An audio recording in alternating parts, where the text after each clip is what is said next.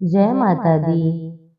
आप सभी भक्तों को करवा चौथ की हार्दिक शुभकामनाएं एवं अनंत बधाइयाँ। आइए आज हम आपके सामने लेकर आए हैं करवा चौथ का बहुत ही सुप्रसिद्ध कथा। ऐसी मान्यता है कि करवा चौथ की पूजा तभी पूर्ण मानी जाती है जब पूजा के साथ इस कथा का पाठ किया जाए। जो स्त्रियां करवा चौथ के दिन पूजन के साथ साथ इस कथा का पाठ करती हैं और चंद्रमा को अर्घ देती हैं, करवा माता उनके पति की उम्र लंबी एवं दीर्घायु करती हैं और साहूकार की बेटी की तरह उनके पति पर भी सदैव भगवान श्री गणपति की कृपा सदा बरसती है। आइए इस कहानी की शुरुआत करते हैं। एक समय की बात है, एक साहूकार के 7 बेटे थे और एक पुत्री थी। पुत्री अपने भाइयों की इकलौती बहन थी। इस वजह से उसे सभी भाई और बहन बहुत प्रेम करते थे। एक बार कार्तिक मास के कृष्ण पक्ष की चतुर्थी तिथि को साहूकार की पत्नी सहित 7 बहुओं को भी पुत्री ने करवा चौथ का व्रत रखा। रात्रि के समय जब साहूकार के सभी लड़के भोजन करने बैठे तो अपनी बहन से भी भोजन करने का आग्रह किया। इस बात पर बहन ने अपने भाइयों से कहा कि मैं भी आज करवा चौथ का व्रत रखी हूँ। चंद्रमा के दर्शन के पश्चात ही मैं कुछ खाऊंगी। चंद्रमा निकलने के बाद उसे अर्घ देने के बाद ही मैं अन्न और जल का ग्रहण करूंगी।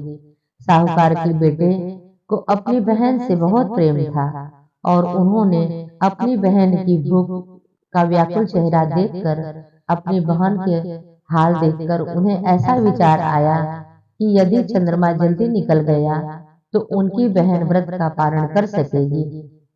इसी वजह से साहूकार के बेटे ने नगर के बाहर एक पेड़ पर चढ़कर अग्नि जला दी और घर पर वापस आकर उन्होंने अपनी बहन से कहा, देखो बहन, चंद्रमा निकल आया है।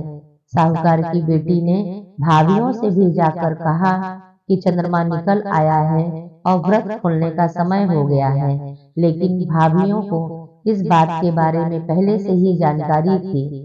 भाभियों ने कहा, इस बात से मना कर दिया और कहा कि वो व्रत नहीं खोलेंगी, अभी चांद नहीं निकला है। बल्कि उनके भाइयों ने प्रेम के वश में आकर अपनी बहन को भूख से व्याकुल देखकर ही नकली चांद दिखा दिया है।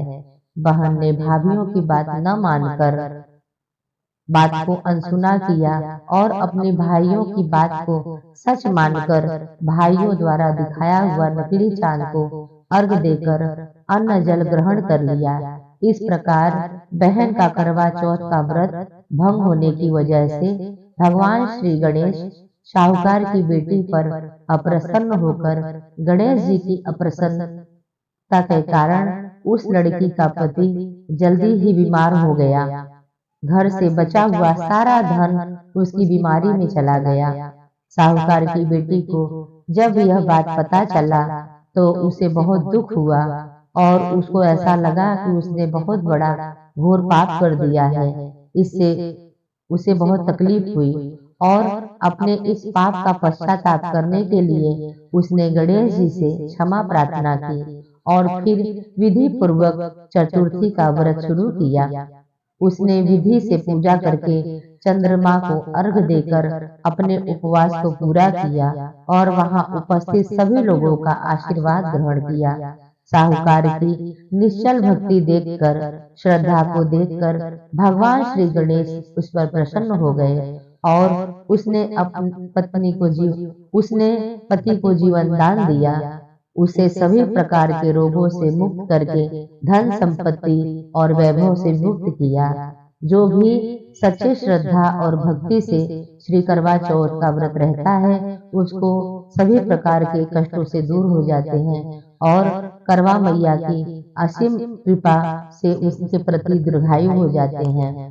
तो इसी प्रकार से आप सभी बहनें भी इस कथा को जरूर सुने और इसका पाठ करें।